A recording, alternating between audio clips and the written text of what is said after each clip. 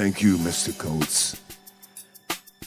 It's not often that you hear the words of a young man and they enliven your emotional memory, your historic memory, as he just did at this moment. Thank you so much.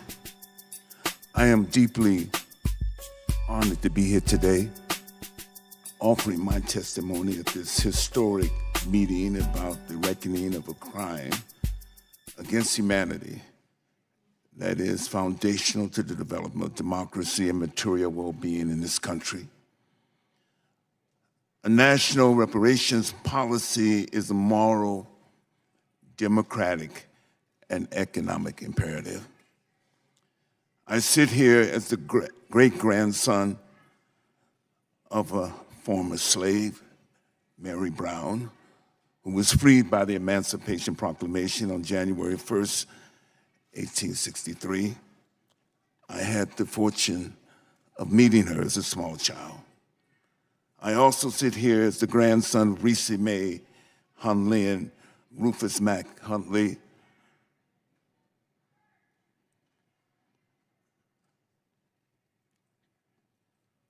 My maternal grandparents, who were both born before Plessy versus Ferguson, Supreme Court decision in 1896. And for a significant portion of their lives, they worked as sharecroppers and tenant farmers in rural Georgia until they were able to save enough money to purchase a small farm. They were subsistence farmers.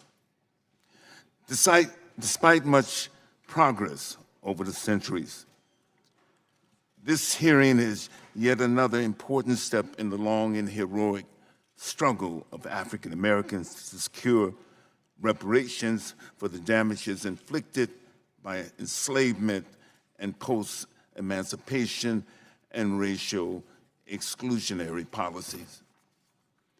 Many of the organizations who are present today at this hearing are amongst the historical contributors to the present national discourse, congressional deliberations, and Democratic Party presidential campaign policy discussions about reparations. We are also indebted to the work of Congressman John Conyers for shepherding this legislation. The adoption of H.R. 40 can be a signature legislative achievement, especially within the context of the United Nations International Decade of People of African Descent. We should also note that the Common Market Nations and the Caribbean Community, CARICOM, Reparations Commission, chaired by Professor Sir Hilary Beckles, who is here with us today, has exercised a leadership role from which we as a nation can benefit.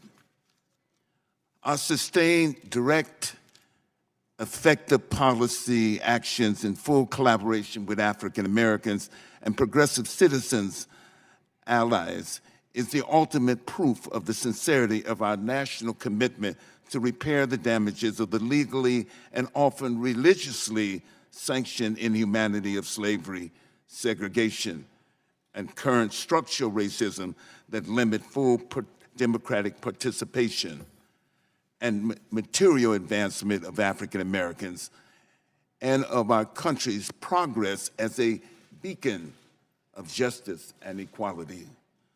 So I call on all of the elected public officials in the Congress to demonstrate your commitment in action today and stand forth with Congresswoman Sheila Jackson Lee and co-sign H.R.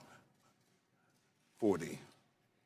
In closing, with the insightful and still, I close with the insightful and still relevant words of Dr. Martin Luther King Jr. in 1968. And I quote, "Why is the issue of equality still so far from solution in America?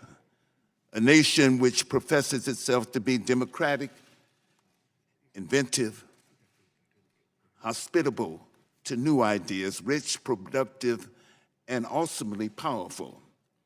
Justice for Black people will not flow into society merely from court decisions, nor from fountains of political oratory, nor will a few token changes quell all the tempestuous yearnings of millions of disadvantaged Black people. White America must recognize that justice for Black people cannot be achieved without radical changes in the structure of our society.